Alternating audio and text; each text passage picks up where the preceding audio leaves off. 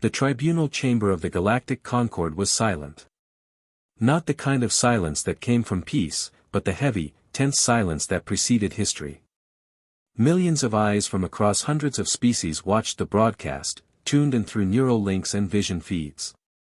On trial was Commander Reyna Solas of Earth, accused of violating the Concord's First Directive, intervening in the civil war of the Ixer Dominion. The evidence was overwhelming. She had landed troops where she shouldn't. Armed rebels with outdated but effective Terran tech. Evacuated children through wormholes. And in the end, personally assassinated the Ixer warlord who had held a star system hostage for 20 years. The Ixer delegation demanded her execution. The humans stood divided. The rest of the galaxy watched, waiting to see if justice would prevail, or if it would be rewritten that day. The High Arbiter, a crystalline being known as Sarvak of the Alaran, flickered in color as it spoke. Commander Salass, do you have any final words before judgment is passed? Reyna stood slowly, her face gaunt but proud. The scars on her cheek glinted under the chamber lights. She didn't glance toward her human allies, nor to the alien friends she'd made on the battlefield. Her eyes searched only one place, the upper balcony, where the children she had saved sat under protection. I know what I did, she said simply. And I know why I did it. I broke your rules. I broke them knowing the cost. But ask yourselves, what law is worth more than life? What order demands we stand idle as innocents burn? Her voice was calm. It carried not defiance, but clarity. I will accept your sentence. But know this, if I had to choose again, I would. Sarvak's glow dimmed. Then the tribunal shall. A sharp chime interrupted the proceedings. It was rare, almost unthinkable, for anyone to break the solemnity of the High Arbiter's judgment. But the doors opened, and a figure strode in, flanked by Ixer guards. Everyone gasped. It was Varric, the heir to the Ixer throne, presumed dead in the uprising Reyna had supported. Half his body bore the marks of torture. Yet he stood, and when he spoke, his voice rang with purpose. Stop.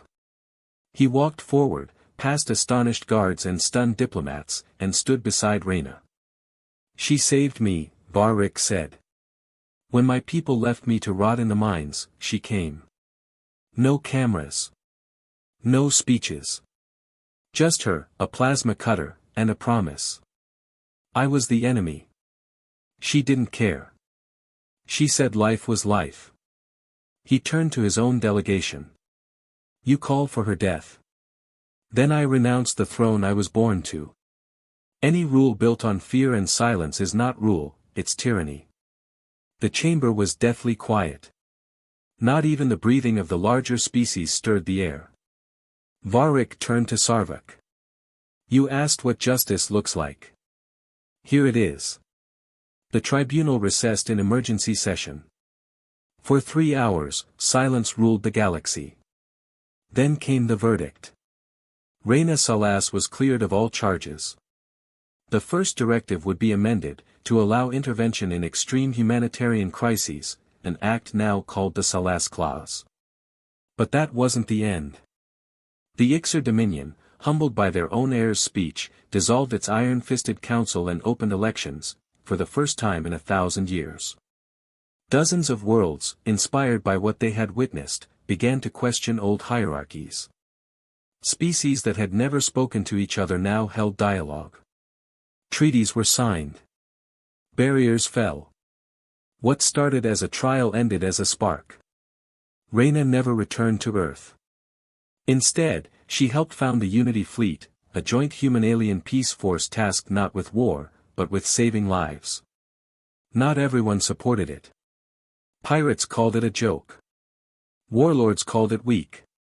Until the day a solar flare threatened the twin moons of the Falari.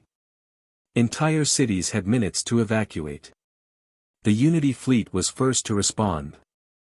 They didn't ask what species lived there. They didn't ask what side they'd fought for. They just saved them. That night, across 1,000 systems, a single image was shared, Reyna Solas lifting a wounded child, Falari, with wings burned and tears falling, and smiling. Not as a human. Not as a soldier. But as a being who remembered that life mattered most. The galaxy didn't change all at once. Hatred doesn't vanish in a day. But that act, her act, became the seed of something new. Some said she should have died at the tribunal. But in saving her, the galaxy saved itself.